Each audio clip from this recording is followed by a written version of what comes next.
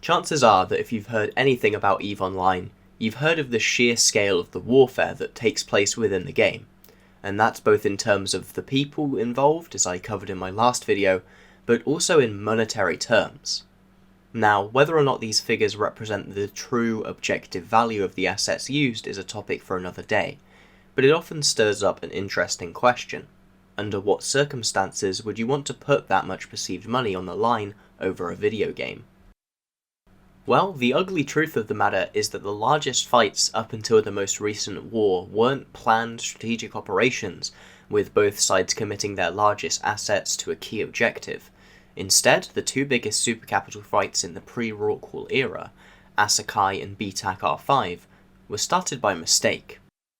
The Battle of Asakai was caused when a Titan, piloted by the Big Red Boat, whilst attempting to create a jump portal to allow his fleetmates to enter a distant system, instead accidentally jumped the Titan itself, causing a mad scramble to kill the isolated ship. This then escalated into a larger capital and supercapital brawl, as the Imperium, who at the time were known as the CFC, committed capitals to defending the Titan in question, and then further committed supercapitals to defending those capitals as the fight grew and the sunk cost fallacy set in.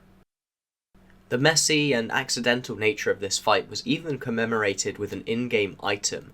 Vincent Price's Warp Disruption Field Generator, which references the individual pilot who was able to stop the Titan from leaving the fight at the start, which ensured the later chain of escalation.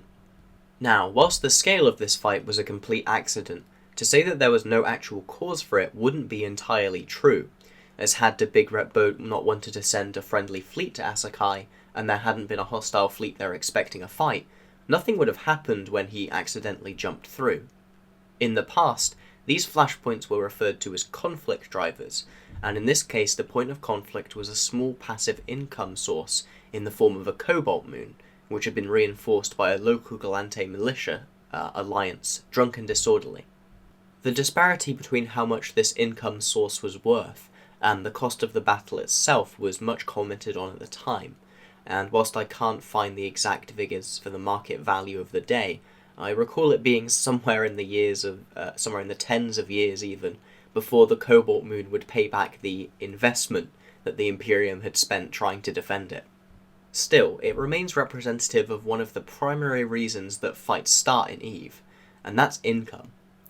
This can be relatively varied in how it's gained and what's fought over, with everything from control of trade hubs to mining ops in nullsec being a source of EVE to compete over and fight for. Larger fights over income, however, tend to focus on one of two things, either rental space or moons, and this is due to the simple fact that attacking these forms of income generates timers which both sides were aware of, giving a point for both sides to muster their forces and prepare for an engagement. In game theory, this is actually referred to as a shelling point. Moons are controlled by a King of the Hill style mechanic using refinery structures, with only one refinery being allowed on its mining point at one time. These structures then generate valuable ore belts which can be mined by players, and this is often then taxed by the alliance who owns the refinery. As such, attacking these structures tends to garner a response from the owning alliance, who will be keen to keep their source of income operational. Rental space, on the other hand, is controlled via the SOV system, with TCUs and iHubs denoting who owns the system and providing upgrades to the space which makes it profitable to live in, respectively.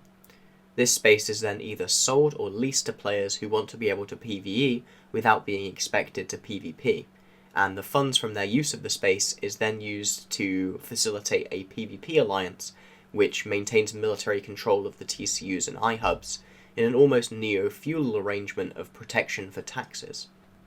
All this said, however, income wasn't the source of the conflict which sparked EVE Online's biggest and most reported on fight, one so massive that it even has its own Wikipedia page.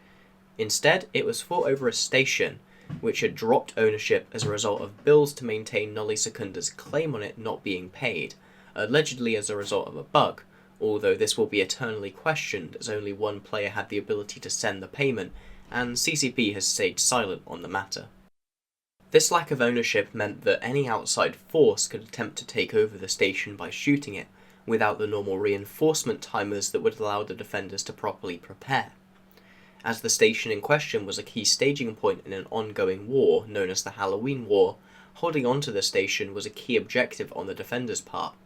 as if their opponents gained control of it, they would be able to lock them out from access to billions of ISK of their own assets, and requiring them to undertake a huge logistical effort to resupply their front lines. As such, the defending forces of N3, themselves a precursor to the modern PanFam coalition, pushed all in from the get-go, deploying their super capital and capital forces to the station grid, in the belief that, given it was a surprise to both them and the attackers, it would secure a strategic victory, especially given that it had seen off a concerted effort previously by the attacking forces in HED-GP to destroy it. This time, however, they found themselves fighting significantly outnumbered, especially as the fight continued. The battle ended up spanning a total of nearly 21 hours, from 1400 to 1100 UTC the next day, with the defending forces losing the most, but both sides being left bloody. The strategic objective was decided when, after the daily downtime where the server goes offline, the defending forces decided to not re-engage the fight, leaving the station and their stuff in the hands of their enemies, a combined force of the CFC and Russians. This shows that infrastructure is just as important as a conflict driver in EVE, and in a post-station era of the game this is even more true. Staging stations now become citadels and can no longer be taken over. Instead, they are completely destroyed upon the completion of their final timers, which sends all the assets inside the station into a system called asset safety. This locks these items away for a set period of time and charges a percentage of their worth for their return, depending on if you can hold a citadel in the system again or not. These citadels are important even when relatively empty, however, as they provide pockets of safety for attackers or defenders in hostile territory, allowing them a place near the front to attack from. And this was notably important in the Winter War of 2017 to 2018, where the vast majority of the fighting revolved around trying to keep a nascent legacy coalition from gaining an infrastructure foothold and catch from which to protect capital power from. Adding to this is the new navigation structures, which allow alliances to build their own mega highways across their space, or prevent enemies from moving capitals in the area, but can also be disabled and destroyed by attacking them, making it harder for the owner to defend further out parts of their space. These replace jump bridges and sino-jammers of past wars, which often served as the flashpoints for sub-cap fights in the lead-up to major engagements, and it will be interesting to see how the switch to a citadel mechanic for these structures changes the face of warfare. The final motivation for fighting is one that's difficult to put a name to, and I think is best exemplified by World War B, and that's simply just to fight because you want to beat your opponent up, either for a specific reason or just for fun. And in the case of World War B, an entire invasion was started simply because one alliance in the Imperium, Space Monkeys Alliance, was allegedly able to scam a wealthy casino owner who resided in high-security space out of 200 billion ISK. This, along with other factors, including the Imperium's attempt to institute a tithe on low-sec, and perceived attempts by the community to control the narrative, led to a snowball of mercenaries, allies, and other ill-wishers banding together to form the Money Badger Coalition, under the financing of the aforementioned casino owners, which is the reason that some often refer to it as the Casino War, rather than World War B. This group ended up succeeding in defeating the Imperium and evicting them from the north, eventually pushing them to Delve, which led to some rather optimistic quotes from leaders amongst this attacking group. Still, it is important to remember that, on some level, EVE Online is still a game, and the desire to swing around your absurdly priced spaceship, and more importantly blow up your opponents, is just as alluring for some people as the far more rational reasons to use them. I hope that this makes the reasons behind why big fights end up happening, and why people would risk hundreds of thousands of dollars worth of internet spaceships in them, a little more clear.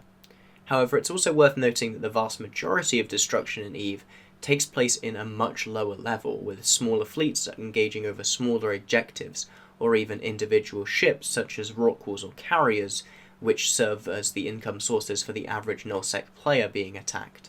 I'll also note that the overview on the fights, and especially World War P, are just cliff notes of what happened, and there is a ton of detail and nuance I've missed out in order to keep it concise. please look further into the articles of the time for a wider picture if you're interested. If you have any questions on how or why fights break out in EVE, or you think I've missed anything, let me know in the comments. And thank you